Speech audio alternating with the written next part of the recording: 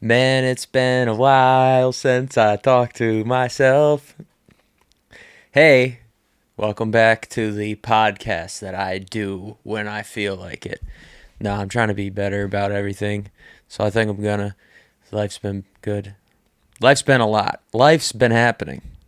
How's the best way to say it? A lot of shit has been happening, and most of it good, some of it not good. I think that's what I've said every episode I've ever done of any podcast ever of all time ever. But I mean it every time. It's kind of just what it is. Like sometimes it's great, sometimes it's not so great. Sometimes it's both, and that's when it's confusing. And it's been both a lot lately. Still not Christmas. Still don't have another mug. So I guess things aren't that great because I still haven't gotten another mug. Nah, things are all right.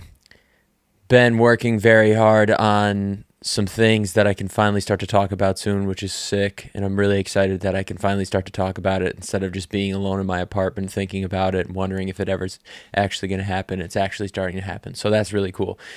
But, I don't know. When you do this kind of thing, when you make content, even saying that out loud is disgusting.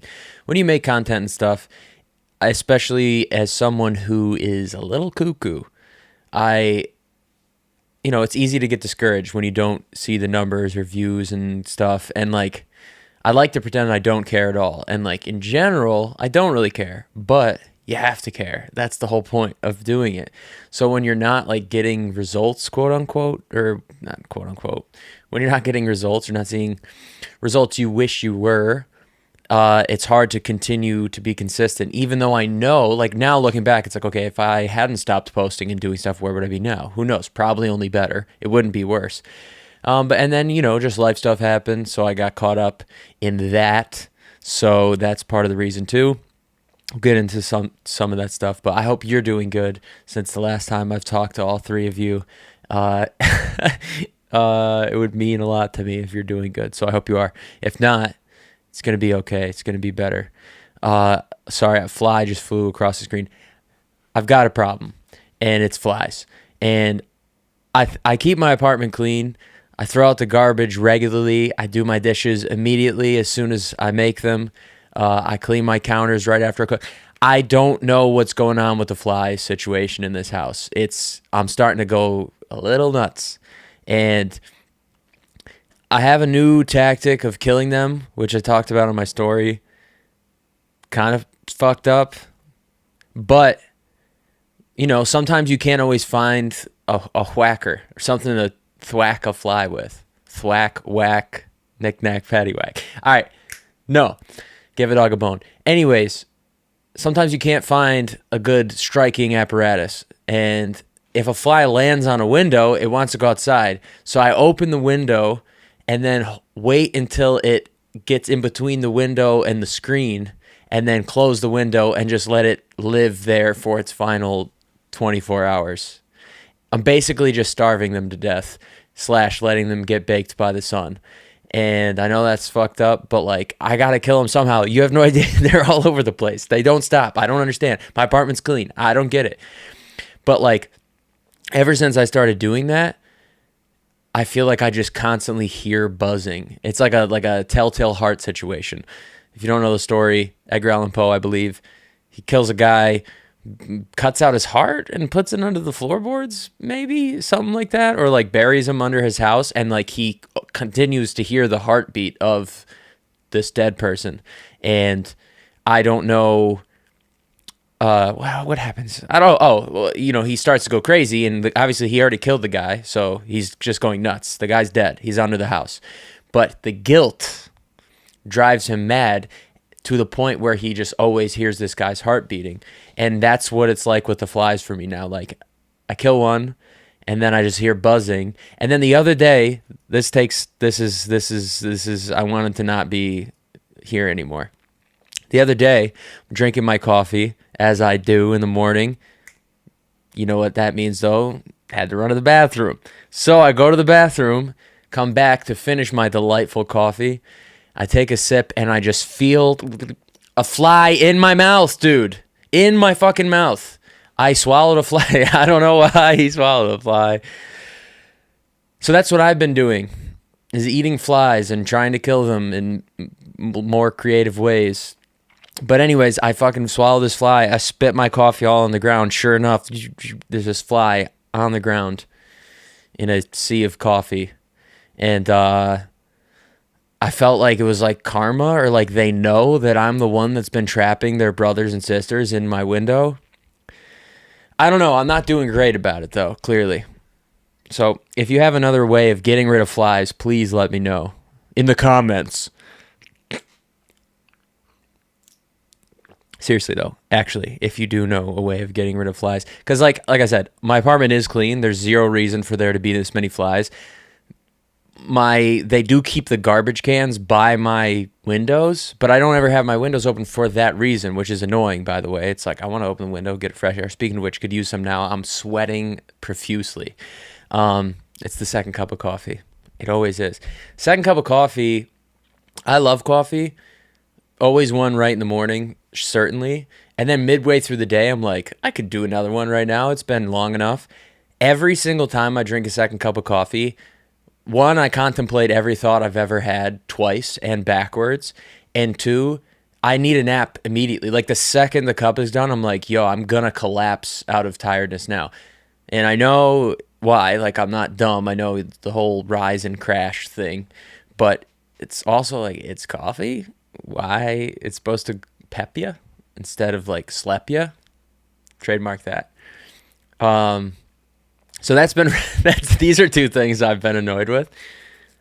Flies and my second cup of coffee, which is this, not doing what I want it to. Man, it's been a long time since I've done this. It's kind of fun, to be honest.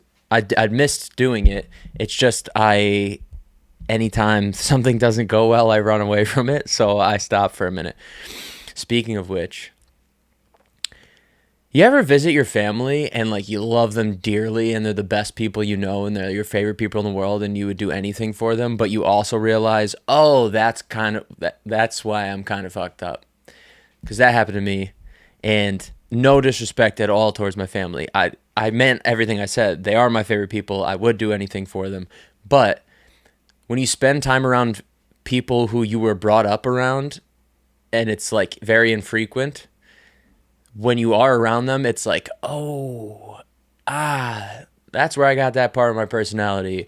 Oh, that's why I do that bad thing. Oh, that's why I run away from every problem I've ever had, because I'm scared. That happened. And again, they're the best. But it's just like, I was the youngest in my family, or I am, well, not anymore.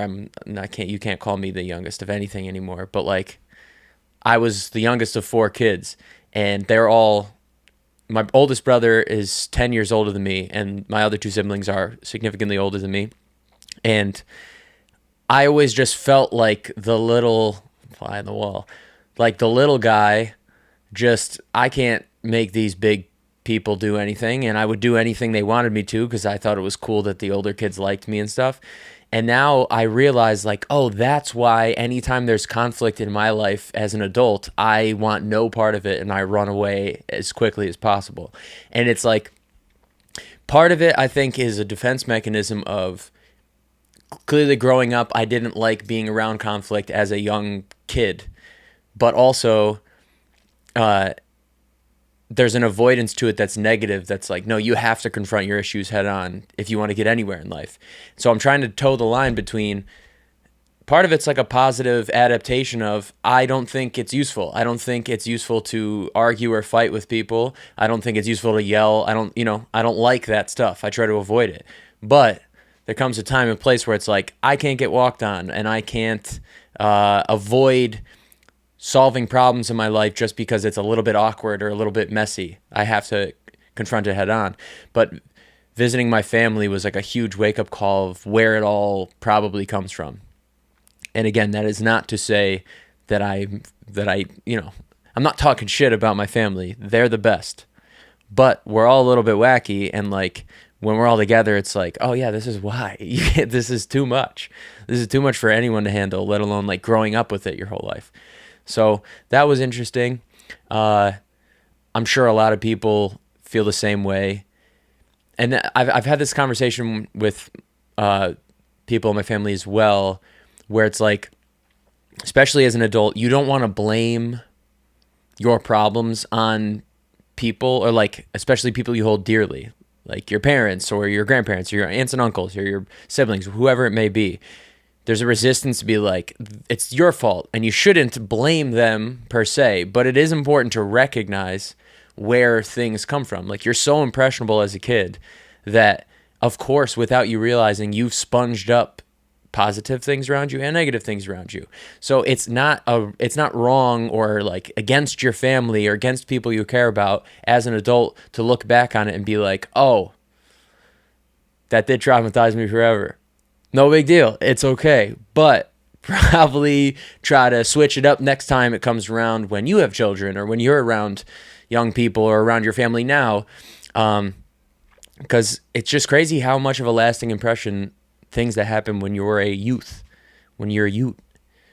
how long they last in your life. I'm 30 years old, and I'm telling you, being around them, I was like, oh my God. I snapped right back into little brother syndrome, just like watching everyone. Obviously, I'm not saying like I didn't talk or I didn't offer my opinion ever, but when like things got a little testy at times, I'm like, I'm out. I'm literally leaving the room. Again, there's a beauty to protecting your peace, all that cheesy shit people say. There's some truth to it.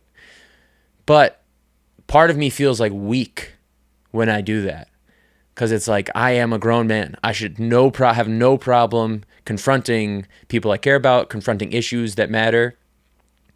But also, like, I just don't really feel like doing it. At least not all the time, but really ever. Sometimes you just don't want to bother.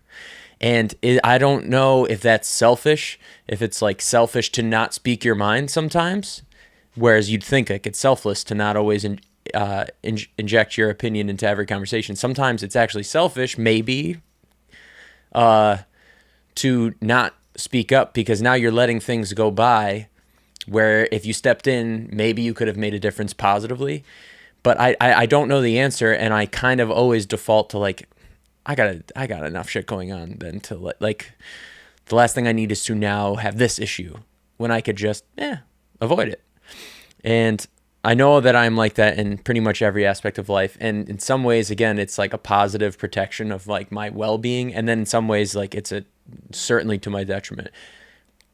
Even with things like work or career, it's not like I don't shy away from things when it gets hard, but there are certain like little triggers, I guess, that it's like, if I have to, I'm not good at like being mean. I'm sure some people would disagree with me in my life. They might think I've been mean to them.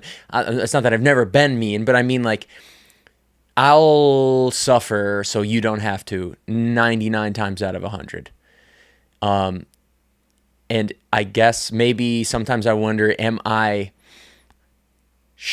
like disguising selfishness as selflessness? I don't know. I don't really know if it matters. That's another reason why I've been struggling to do the podcast. Recently, I've been on this kick of like, I like thinking about stuff, but maybe none of it matters at all, so I shouldn't waste my time and I should just like go through life. I always wondered, there's that famous quote of like, is it better to be the sheep or the shepherd? I don't know. But I just feel like most people nowadays are all sheep. They just have a different shepherd. And they just like to yell from the other side of the fence that the other person's a sheep, when it's like you're both getting led. Maybe in a completely opposite direction, but you're both getting led. And that has nothing to do really with what I was trying to say about that, but it just came to my mind. What I meant more was like being the sheep or the shepherd. Sheep being like kind of mindless, just going through life, or the shepherd like, a free thinker or someone who leads. And I would rather be the shepherd, right? But also sometimes it's like, I think being a sheep is easier. Like, you got to know people in your life where they don't have a single original thought, and they're maybe not the most intelligent, but also it's like they're chilling and having fun. That's why sometimes I feel like if you don't experience any anxiety or depression or doubt or whatever it might be, you might be kind of dumb. No disrespect to people who are not super geniuses. I'm not a super genius.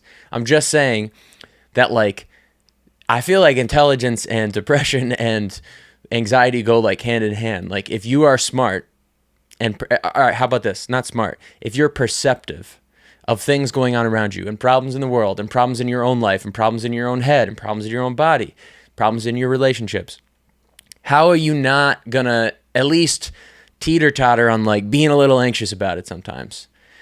So sometimes when I talk to people and they're like, I've never been anxious ever, I'm like, first of all, excellent for you. Happy for you. Keep going. Second of all, you might be dumb. Sorry, you might be not that smart if you've never been anxious. But I digress. I'm also like, I'm an idiot for spending so much time being as anxious as I've been without like being proactive about it. You know? It's a two-way street, as they say.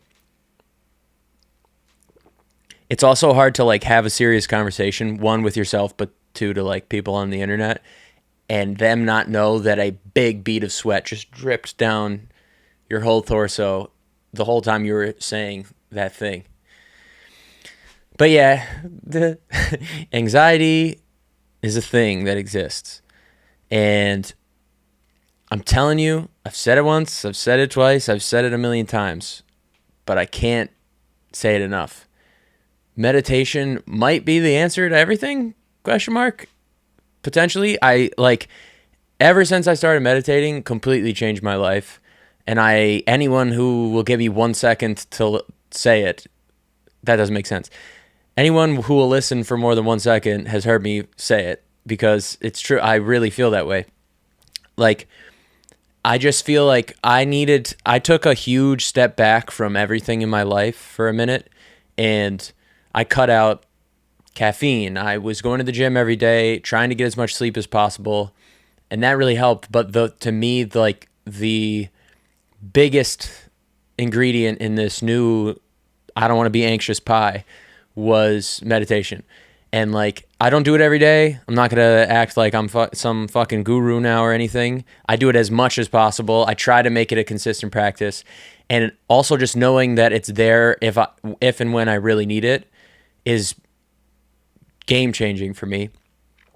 It just helped me completely reset my nervous system and slow everything down so that, like, on a day-to-day basis, my average heart rate and just craziness is way lower, and it feels amazing. I feel like it's helped me navigate through making difficult decisions and like navigate through just everyday life that seems too overwhelming sometimes to even like take another step forward.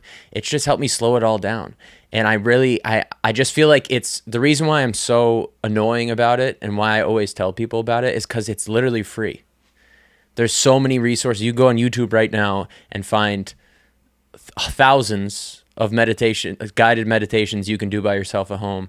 Or there's apps, there's anything you can imagine. Any easy way we access anything, meditation has a version of it. And I just think like it's one of the safest, healthiest. It's one of the only mental health resources that has zero drawback. There's zero negative effect to it. So I could not recommend it enough, and I just feel like it's changed my life completely. I meditated before this podcast, and it was sick. It didn't lead me to some grand thoughts or something, but like it really helps. Do it. Or don't. You don't have to. You could just continue to be anxious if you want, but you don't want to, so you probably should just do it and take my advice. It's been great. I think, again, in general, like, I just went to did you see that? I just went to itch my nose, but I didn't want it to look like I was picking it, but it was just an itch. That safe? Sometimes you got to do it. I don't know. What was I saying? Meditation is really important and good and helpful. Fuck. I feel like, I this is what I do to myself. I just got distracted because I had to itch my nose and talk. I had to address it like a fucking idiot. What else I got? Talked about the flies. Talked about meditation. talked about family. We're 20 minutes in. I've got nothing else. No, I'm kidding. This is one. This is a thing. How do you feel about babies at a baseball game? I love going to baseball games. Maybe my favorite thing in the world. Cold adult beverage. Delicious, processed, disgusting piece of shit hot dog that you've eaten 3 bites. And it's not really that good, and definitely not as good as when you just make it home. But still, the smells, the sounds, popcorn, baseball, sports. I love it all. And I am not a parent. Is it apparent that I'm not a parent? Apparently. I'm not vilifying a parent for bringing especially their child. I mean, 2, 3-year-old. If the kid can walk, totally okay. I just feel like, it's my personal opinion, that if you have to hold the baby the whole time, you shouldn't bring the baby to the baseball game.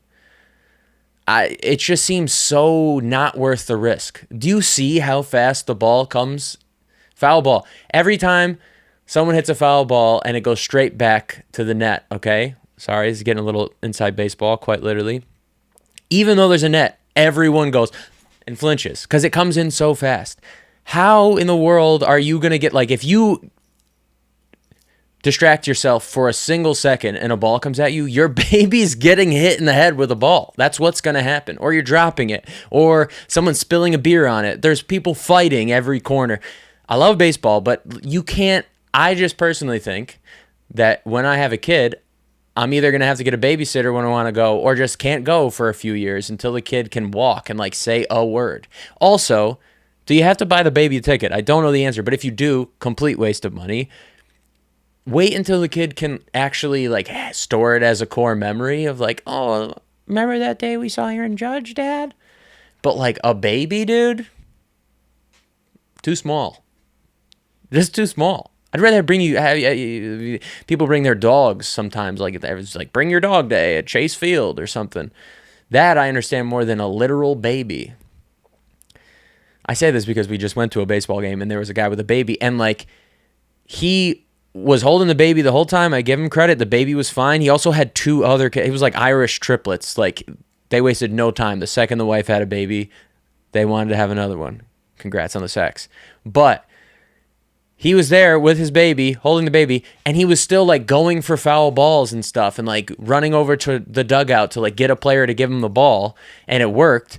And he's obviously a diehard fan. If you telling the jersey he had on was an obscure player that no one would ever have a jersey for that team, for that player still. I just feel dude, leave the baby at home with a babysitter, not alone, obviously. But even that, I feel the baby alone sleeping for the few hours you're at the game is safer than bringing it to a place with 40,000 screaming drunk people with flying projectiles everywhere. Not judging you. Just saying it sketches me out. I feel nervous. That's what it is. I'm being selfish. I feel nervous seeing the baby. Now I can't scream, fuck, or whatever I like to yell at baseball games. Usually just that. I don't know. This is why I need another person in the room. So I could be right? And they could be I disagree. And then we could have a conversation instead of me going, so what else? If you're listening though, thank you. It's been a while and maybe this is your first time because now I'm going to be a cool guy and stuff. But if it's your first time, that's cool too. But I wanted to get back into it. Again, no one gives a fuck about what I'm about to say, but I maybe have talked about this on the last episode. It would be funny to actually go back and listen to the most recent episode before this one, which was months ago, and see if I was complaining about what I'm about to say, because it hasn't changed. But again, make content, all that stuff, cool. Trying to put myself out there, trying to get the ball rolling. And it's then I have 40 different people telling me this is how you have to do it. And I'm okay, cool. But then it kind of is different than this other person who's telling me how I have to do it. And both of them aren't things I want to do. And also I'm scared because if you don't post just one thing all the time, one type of thing, then no, like they don't know who to push it to. But then it's like, so then I have to start another account because I want to talk to people and also make music for people instead of just combining them into one thing. Because like my whole thing is like I'm both of those things. So it's just discouraging because it's like, okay, so you're telling me my not doing well social media page, I have to make another one now and care about both of them, or make a whole new one, completely new one, and lose any progress I've made, which is, you know, in the grand scheme, nothing, but still, I don't know. So that's part of the reason why I haven't been doing it. I've also been working with oh yeah, I guess I could talk about this because I realized I haven't really. I think I felt weird about saying it out loud as if it was a secret, but it's not. I've been working with, I have been, let me take one more sip and see if it works that time. We're working with Grabbits still, been amazing. And finally, the In the Dark EP came out, and it's doing really well. Really proud of him, happy for him, grateful for the experience of working on it with him, and all the amazing things that have been happening for him. Really happy. Wink, wink. Something cool's coming. Just saying. No big deal. I'll announce it officially soon.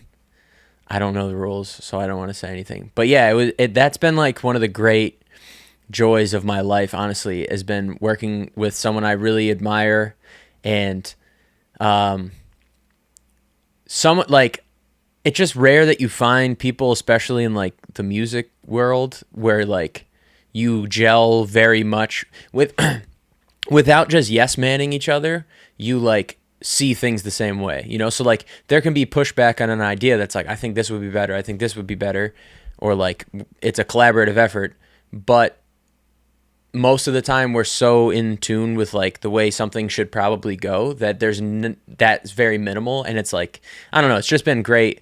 Genuinely, like no matter what happens in my life, I'll always look back at this year of my life, this period of time, and be like, wow, that was so fucking great. But I don't want to say like whatever happens in my life as if it's not. I mean, it's only going up from here, so there are going to be more stuff. But I've just been excited about that. Things are going, man. The world is, that's one thing. It's been a minute since I did a podcast. Has anything happened? Literally, the world has changed 20 times since the last time I posted a fucking video. Remember that time someone tried to kill Trump? That was fucking wild. I feel like, all right, politics, not talking politics at all. I'm just talking how crazy it is that happened. And I feel like you're either like, I feel like the reactions were either people were like, holy shit, this is insane, or people did not care at all. And I was very much on the like, dude, what? How? This is insane that this could possibly happen. Again, not talking politics, just saying it was crazy. And I feel like it's one of those things where like, you'll remember where you were when you found out. Like I was just sitting at my sister's house and I don't know, we're eating sandwich. I come from a sandwich family. And we're eating sandwiches, and my sister's just like, yo, someone like shot at Trump with like a pellet gun or like a paintball gun or something. And I was like, oh, that's crazy. I was like, that's insane that someone got away with doing that. Or not got away with it. You can't say you got away with it. Anyways, don't want to get flagged on YouTube. Like it was already crazy enough previous to me knowing it was an actual gun and he actually got shot. I was like, yo, that's insane that someone like snuck their way to be able to do that. It was so early when she found out. It was so early on that like no one even knew what was going on. I tried to check the news. It wasn't even on there yet. And then like the rest of the night, it was just like I couldn't stop looking at my phone of just like, this is the craziest thing I've ever seen. Hate that I even brought it up because I don't ever want to be political. I think it's kind of dumb. Not dumb, like it matters a lot. It matters quite a bit, especially as you get older, especially if you have a family or kids. Like I get why people get so charged up about this kind of thing. But like I said before, I just always go back to like people on both sides like think they're right, and it's dumb because they can't both be right all the time. And neither side is willing to be like, you guys might be right on that one. at all. And that's what really pushes me away from taking a stance or taking a side to like any big issue like that. I am of the opinion that if you believe fully in one thing or the other, you're an idiot. And that's always been my opinion. I don't see how you can think that you are right about everything. I think it leaves no room for growth for not just yourself, but like society and the human race in general. And so I recuse myself from ever like being vocal about it online or anything like that. I obviously have opinions on stuff that's going on. I don't think that they matter. No, they matter, but like I don't think it's serving anyone for me to talk about that. I don't know.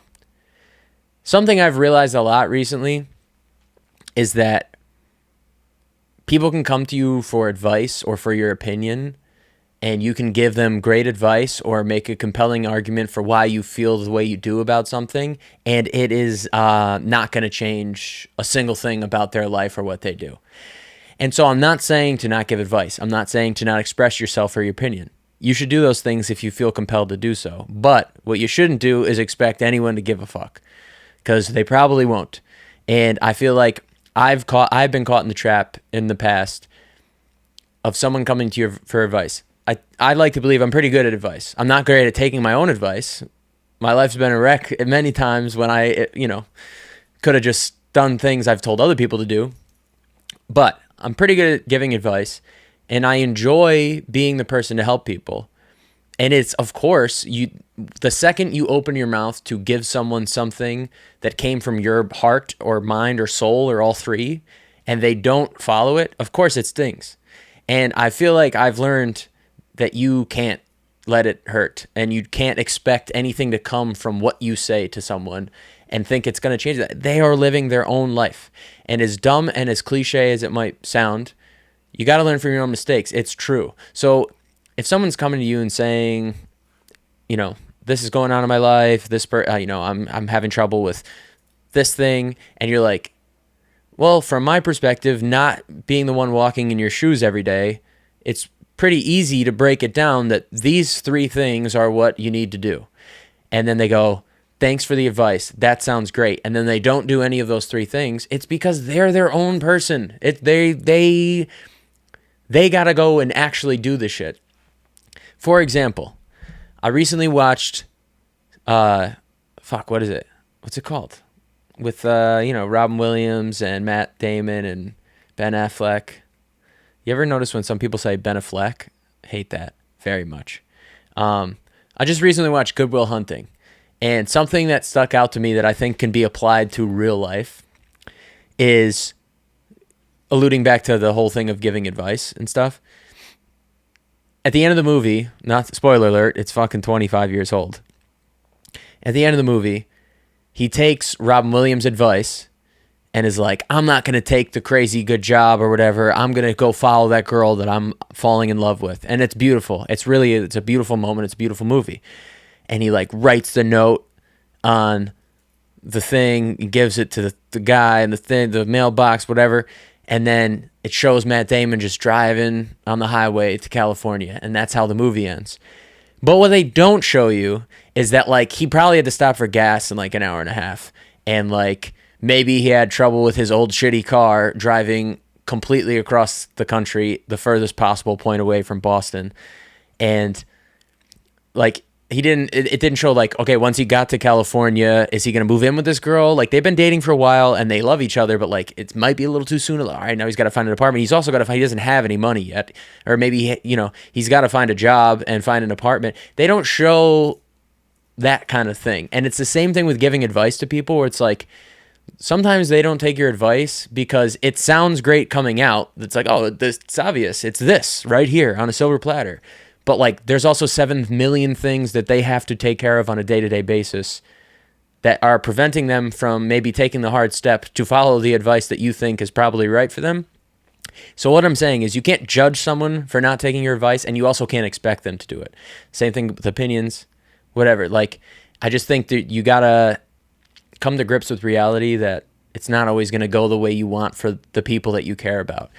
And I'm, again, not saying don't try to help people you care about, but just maybe limit your expectations of how much you can really do with words. And I love words. Obviously, it's like my whole fucking career in life, and I believe in them, and I think they're important and can be strong and can be very impactful. But sometimes it doesn't work. More often than not, it seems like the person still has to come to their own conclusion. Maybe you can coax them, not like in a shitty way. Maybe you can nudge them in the right direction, but until they figure it out for themselves, and then maybe they can apply it back to like, oh, this is just what they told me. But I don't know. I just feel like it's when you are a person that cares deeply, it's hard to it's easy to forget that like it's not really their responsibility to like take your advice just because you gave it to them. Or so this is why I don't express myself. Maybe you shouldn't be taking advice from me. I've already admitted 3 times in this podcast I avoid every conflict, and then I don't have opinions. No, I do have opinions. I just think that no one should care about them. But that's what this podcast should be called Devil's Advocate, or like Split Personality, or like My Life's in Half or something. Because I say this every time. I play devil's advocate with myself constantly, but that's the reason why. It's like I'm not saying that I don't have opinions, or that I shouldn't have opinions, or that you shouldn't have opinions. But half of me is like, it's wise to not be married to a single opinion that you have, because you're not leaving any room for your mind to be changed or to learn or to grow as a person. And like my whole thing is like, I just want to be as content and happy as possible, and like as wise and smart and stuff. I still got a ways to go as possible. But I don't know if it's a cop-out though, to be like, I don't want to feel anything too deeply. Is it because I'm like scared of being wrong? I don't think so, by the way. I think I'm probably still on the right track. But like, I think I'm probably still right by being like, I don't want to be married to an opinion. But is it like I'm scared of being wrong, or is it that I want to grow and learn? Because those are two different things. Like, am I scared to take a stand for something I might believe in today because tomorrow could be proven wrong? Or is it just like, I don't think it's wise to believe that I believe this thing now when I don't know how I'm going to feel about it tomorrow, or a month from now, or a year from now, or when I finally die.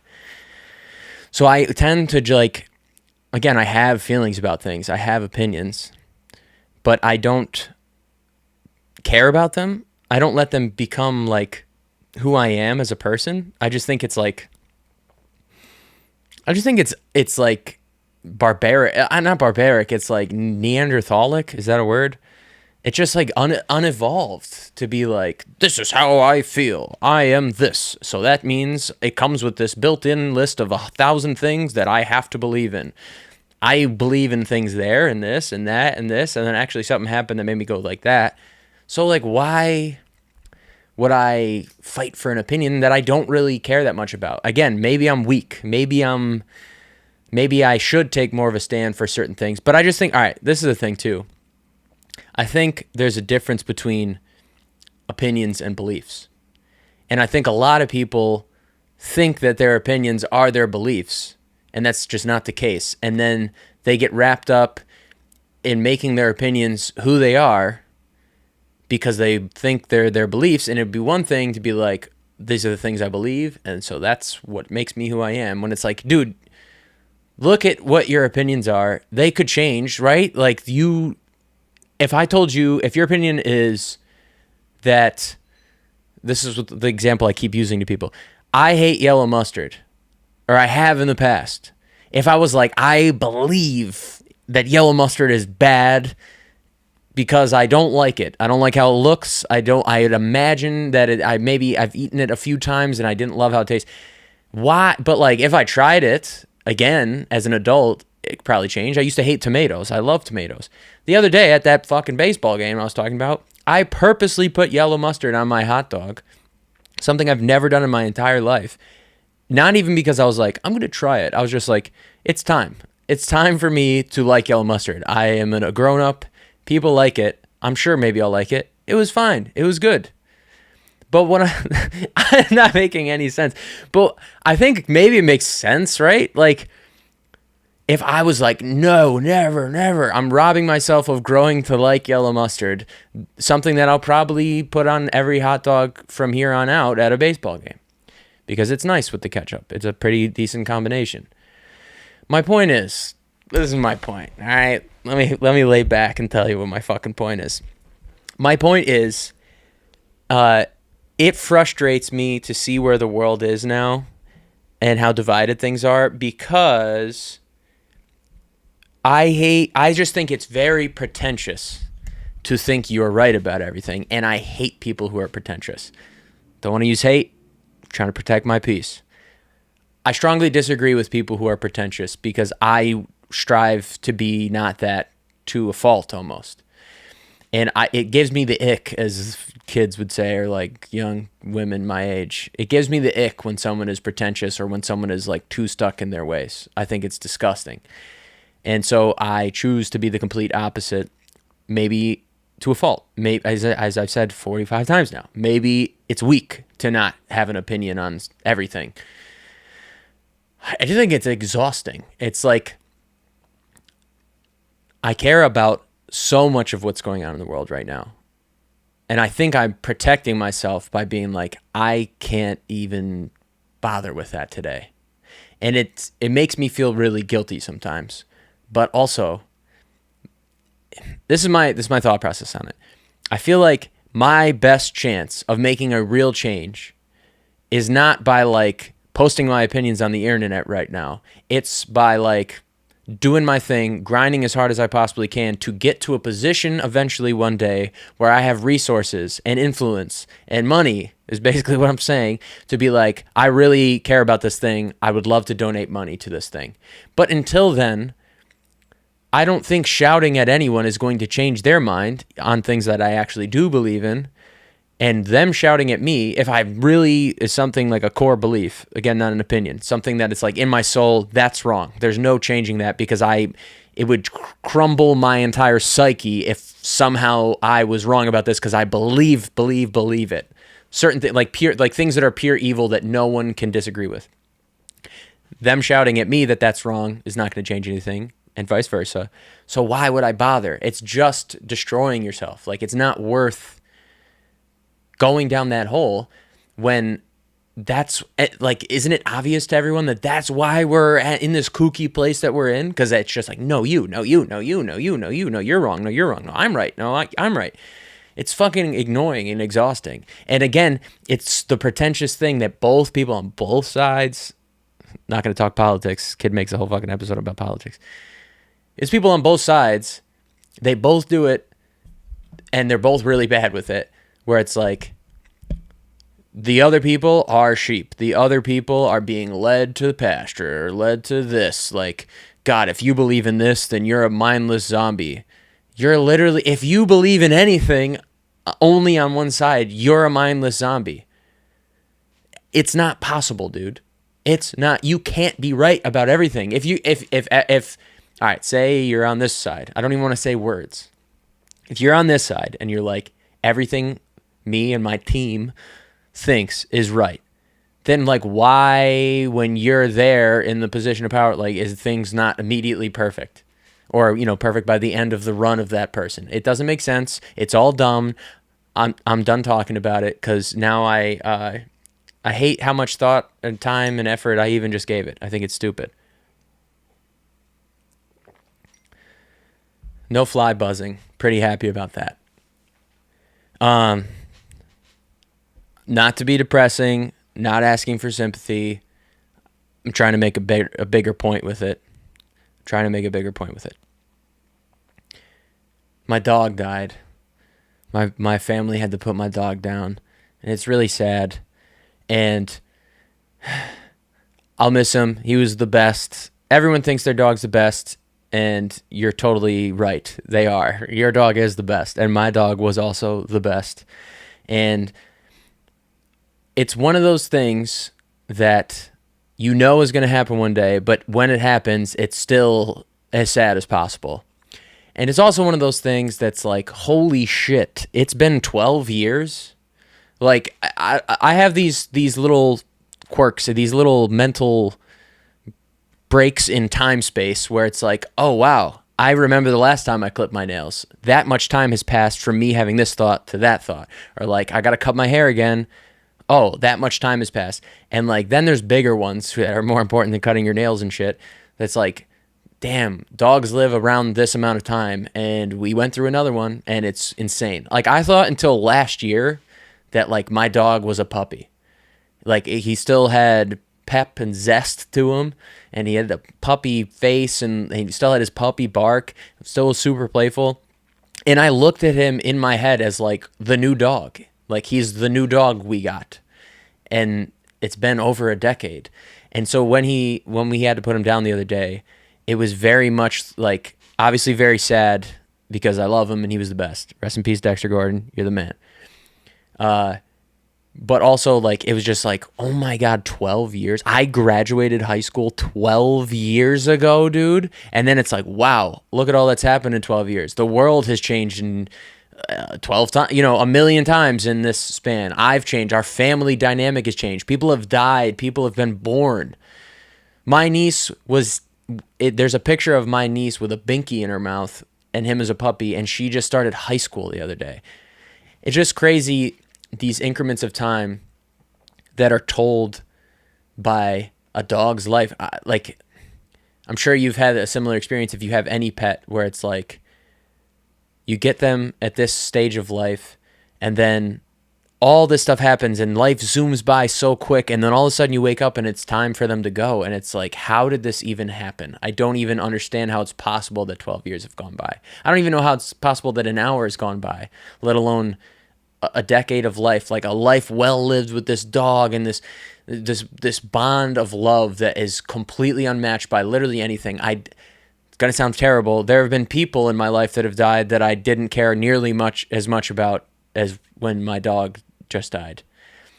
But how is it possible that like this much time has passed in the blink of an eye? It's one of those things too.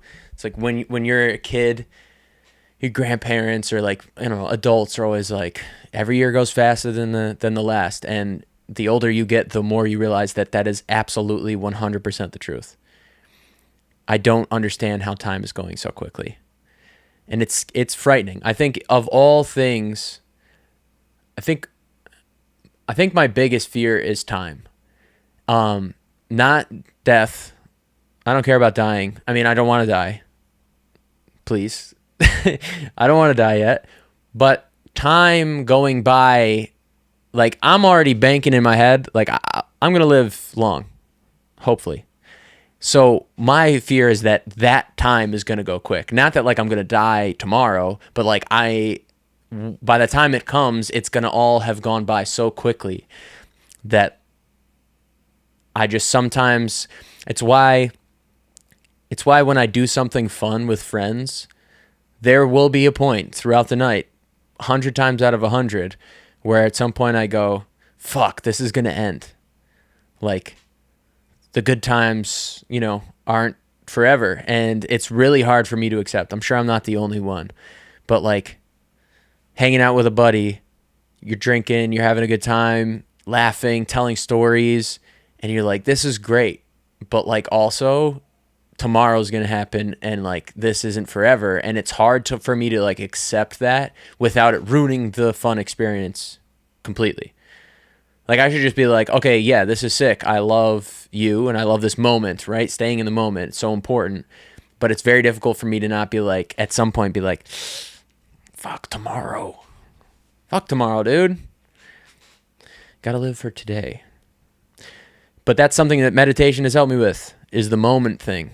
Being in touch with the moment.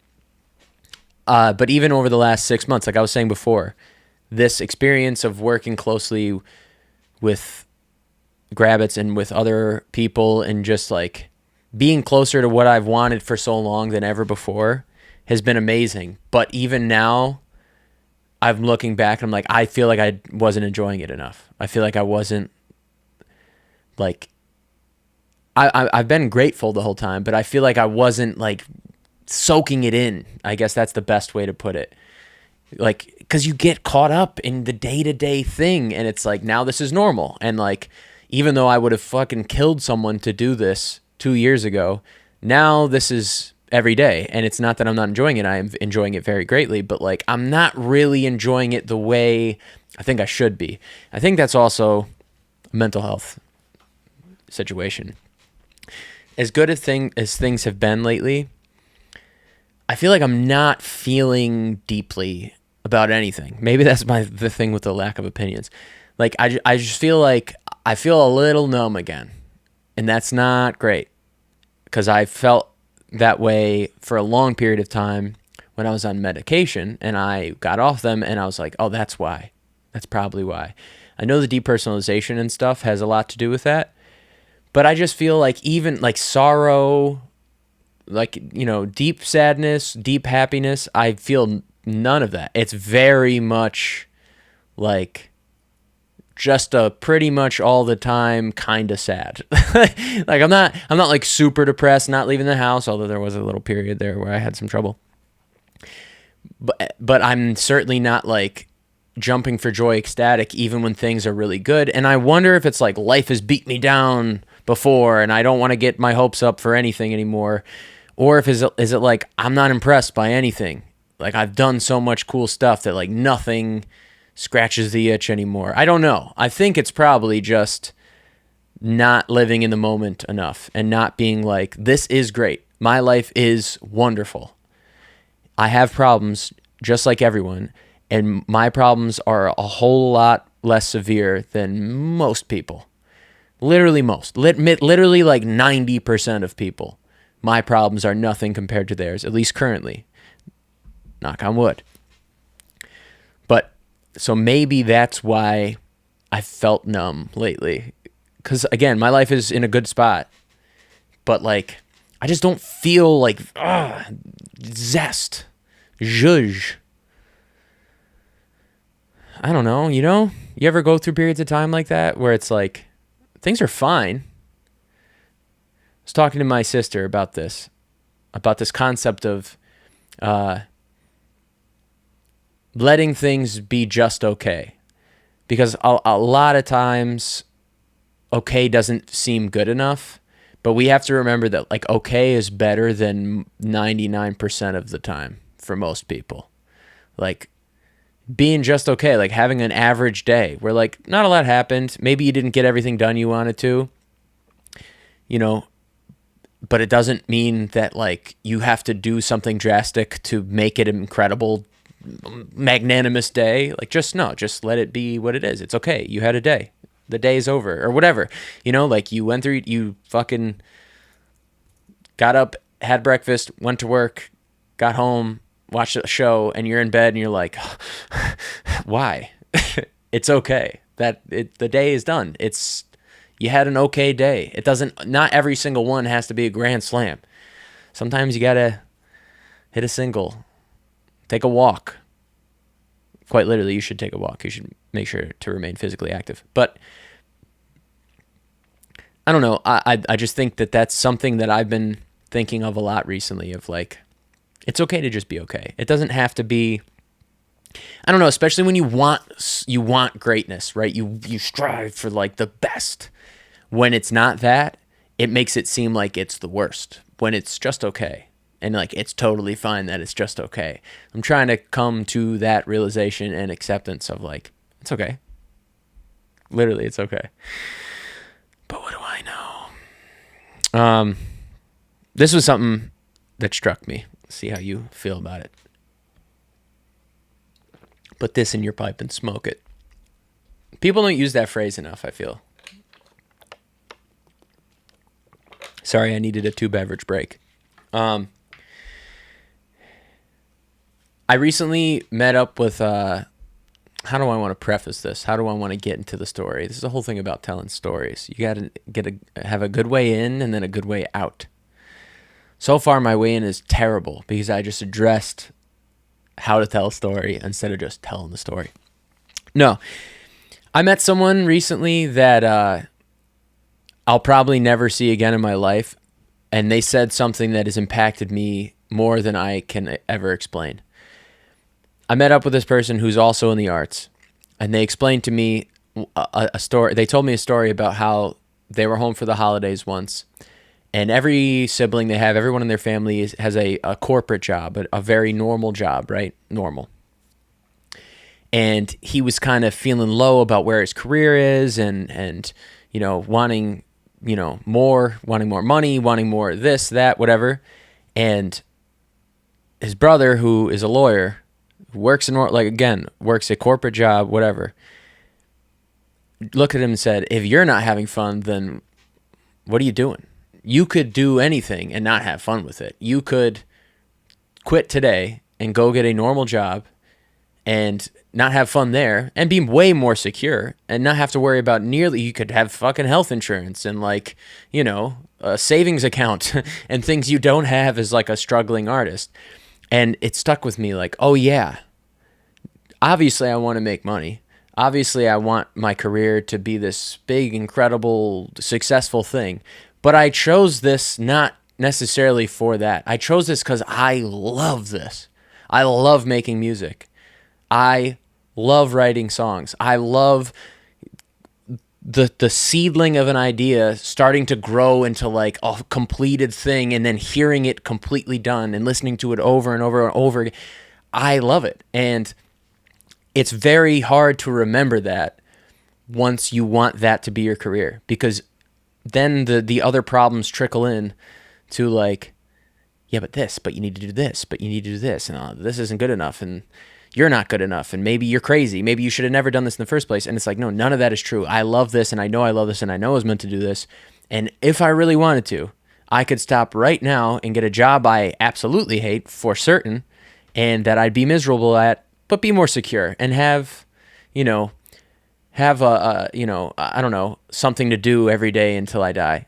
Not disparaging people who work every day for a living. I admire you, and I think I'm a coward and lazy, and that's why I don't do that. What I'm saying is, though, it struck home, and I figured I thought that would be good advice for any creative person, any artist.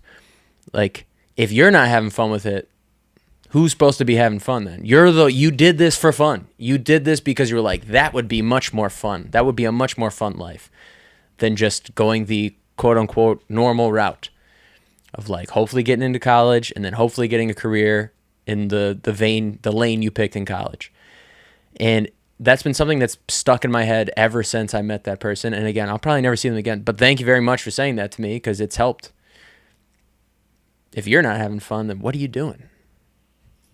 Oh yeah, good point. Oh yeah. Don't you love that though, when like, this is kind of mean, but I don't expect anything from anyone. And I don't always expect people to be like, I don't know. I don't mean it in a shitty way. I just don't always expect people to be as like perceptive as I am, or to like think similar to me, because I view myself as such a crazy person when I'm probably not as crazy as I think. Isn't it nice and a refreshing thing though when people are like, they'll hit you with a gem like that and you're like, whoa, cool, man, cool brain. I'm an idiot, but for real. I feel that way sometimes. That's why I fall in love so quickly though. Because if I meet a woman and she is, sorry to be vain, and I'm physically attracted to her, and then she like shows that she has a brain and is like funny, I immediately am like, oh my God, I'm in love. You're the one. Because no disrespect to women, you guys are the best. But I'm just saying that I don't always expect that. So when I get that, I'm like, whoa, what? Who are you? Where have you been? Sometimes I really like the way I look at life. Sometimes I'm like sick. This is, if a fucking psychologist watched this, they'd be like, this dude needs medication. Because I constantly contradict myself. But I mean it, like, sometimes I'm like, word, you look at life like a little kid, and that's sick. Like, things that shouldn't amaze me do amaze me. Even though a second ago I just said I'm desensitized now because, like, I haven't felt any emotions like super hard recently. But what I mean more is like, I saw a cool grasshopper and I was like, tight. That's fucking sick. Look at this huge grasshopper. And not everyone looks at life that way. And so like, I'm grateful that I have at least that in me, because I might be a sad, depressed fuck most of the time, but I'll see a grasshopper and be like, that's pretty cool. God is sick. The world is tight. But then also I'll see like, the slightest inconvenience of anything, and I'll be like, I don't know if I'm made for this place. I should leave forever. Somewhere in the middle, probably, brother. But more towards the grasshopper thing. Grasshoppers are cool. I do like grasshoppers. It was a cool grasshopper that I saw. But I just want to say thank you. Why did I start playing Hit the Road Jack? Hit the road, Jack, and don't you come back no more, no more, no more, no more. Hit the road, Jack, and don't you come back no more. Doom, doom. What I meant to say is, thank you so much for listening to me ramble on again for another hour of life. I hope I could make your drive to work and or maybe a gym or maybe a plane flight better for you, because you are one of the 6 people who listen to me do this every time that I decide to do it. And that's pretty great. And then I fucked that whole thing up. But for real, thank you. I hope you're doing well. The Discord channel's dead. I forgot about that until this moment. I tried. I'm gonna, maybe I'll start getting it up again when like start releasing music and try to get, whatever. I don't care. Who cares? This whole thing is done. The reason why I brought it up is because like, thank you for listening, and I hope you're doing well, and like sound off. Dude, I can't do it. I can't take myself seriously whatsoever. Comment below if you're doing good or if you're not doing good. Please acknowledge me.